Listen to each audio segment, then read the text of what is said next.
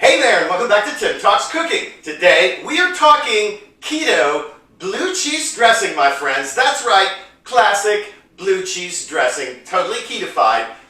I think you're going to love this recipe. Let me just say before we get started here that in order to make this today, I researched a bunch of classic blue cheese dressing recipes that were not keto before I created this. And I've come up with something that I think you're going to find is sophisticated, has a lot of complex flavors, and that is really going to satisfy your craving for blue cheese dressing, whether you put it on a salad, or you put a little bit on your steak, or your hamburger maybe, I don't know. Anyway, let's get started. Here's what you'll need to make this really tasty blue cheese dressing. Starts off with 4 ounces of crumbled blue cheese. You can use any kind of blue cheese you like. I bought this already crumbled in the grocery store. You'll also need a cup of full-fat sour cream, as well as a cup of sugar-free mayonnaise. You can, of course, use your own homemade mayonnaise, and I'll put a link to mine up here on the screen.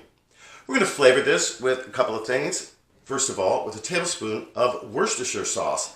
If you want to make a vegetarian version of this, leave Worcestershire sauce out. It contains anchovies.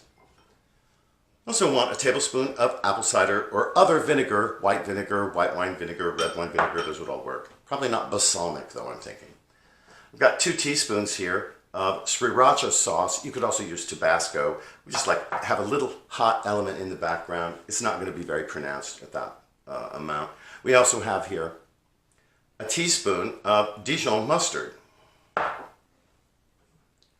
a teaspoon of garlic powder, and 1/4 teaspoon of stevia powder. That's the equivalent of 2 teaspoons of sugar in sweetness. So if you're going to use Truvia or Swerve, use 2 teaspoons of that. We're going to thin this out because this is going to be very thick with a half a cup of heavy whipping cream. I've got about a half a cup of water here as well. We'll use what we need of that to thin it out to the consistency we want.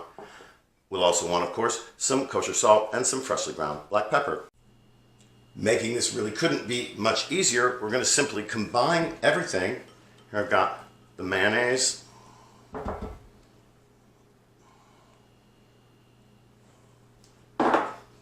the sour cream,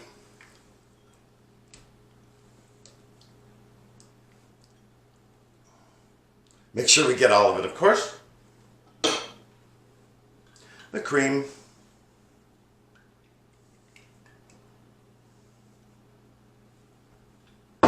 I'll add the water last because that's what we're going to use to, of course, make it the consistency we want. There's some of our seasonings, the Worcestershire sauce. Don't forget the blue cheese crumbles. Got to get those in there, of course. Apple cider vinegar to give it that lovely tang. A little Dijon mustard.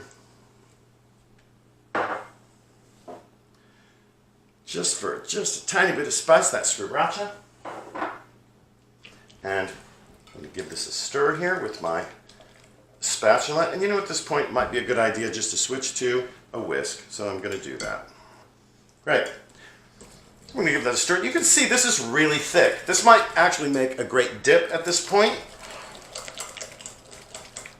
I'm also going to add a little bit of salt. That's about 1/4 teaspoon. We don't want to have too much. The cheese is salty. A little freshly ground black pepper.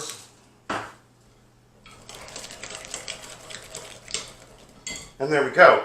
I think this is a little thicker than I want for a salad. So I'm going to add about a couple of tablespoons of this water. Oh yeah, see, that's actually pretty good right there. We don't have to add that. And if you want it thinner, add more water.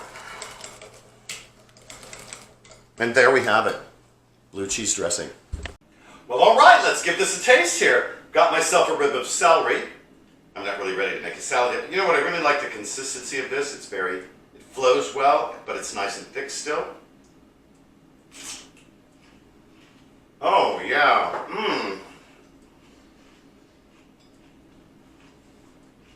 This is just delicious. Wow. It's nice and chunky. Lots of blue cheese in there. It's got lots of big flavor, right?